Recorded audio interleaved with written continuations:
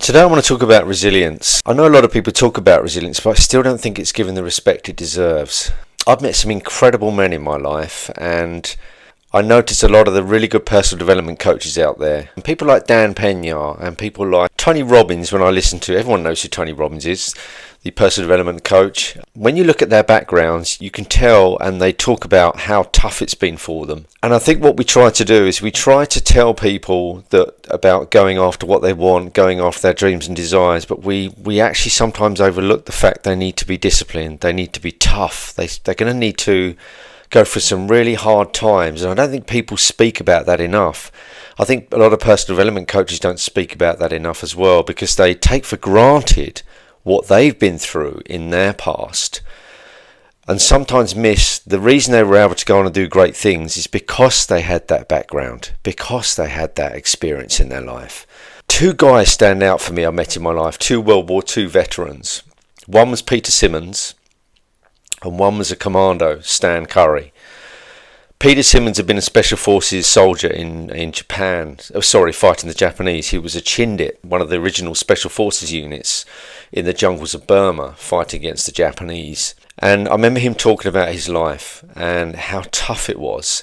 And when he went in the army in Second World War and fought against the Japanese, and how he'd have to just yomp miles just to get to his breakfast.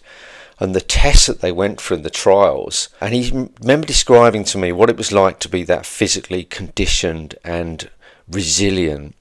And how he said it was such an amazing feeling, a feeling that he couldn't replicate anywhere else.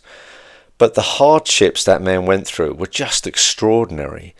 And Stan Curry, the man that was a commando, it was his job on the boats actually at first to bag up the body parts when they got blown up. Can you imagine that as a young man? He had to bag the body parts of his mates up on that boat whenever it got bombed.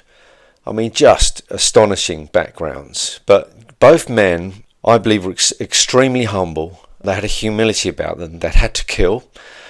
And they had a great respect for life. They had such a zest for life. I remember that in both of them. But my God, were these guys resilient. I mean, they could literally just take anything.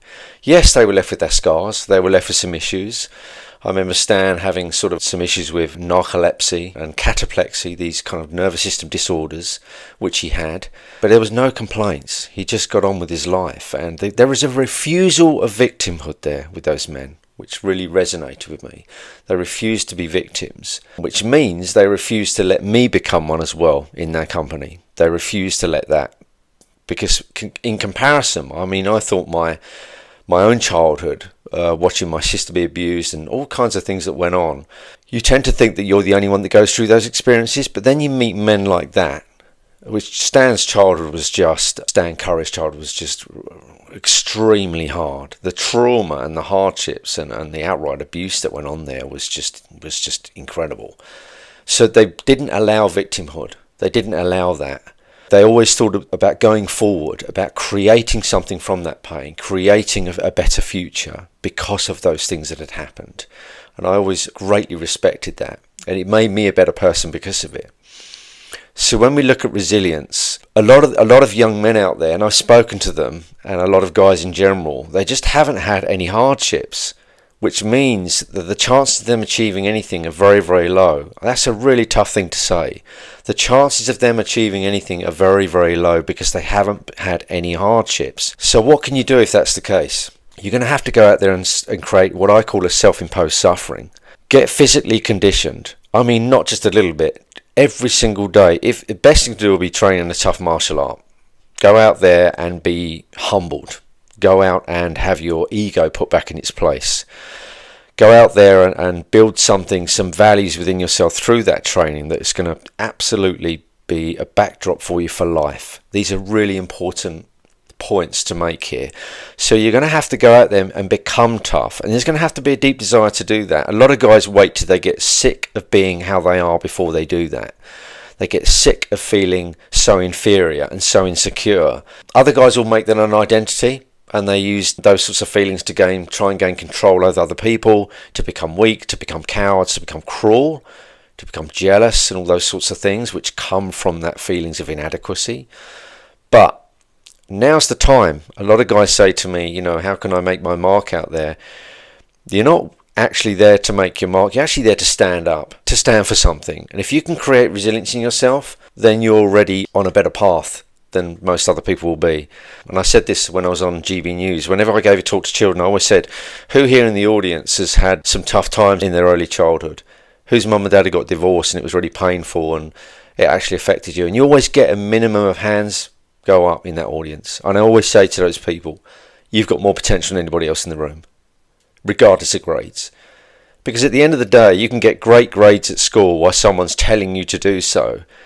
But resilience is about self-discipline. It's about what you can do on your own without anybody shouting at you and pushing you. It's going to be the deciding factor in the future, because AI is going to take so many jobs. It's going to make life even more comfortable, which means people are going to get even more weaker. It's the ones that do things that AI can't do for them, that are training hard every day, that are forging their values and how they live when everybody else won't do that. These are the things that are going to be deciding factors in the future. So resilience isn't going to become an old-fashioned term, an old-fashioned goal. It's going to become more important now than any other time in the future. So never feel because people have more than you, or because you've had it hard, that it's going to hold you back. It's actually not. You're going to use that as fuel and energy to drive you forward. And it'll be the others that have had a life of entitlement and comfort that will fall behind.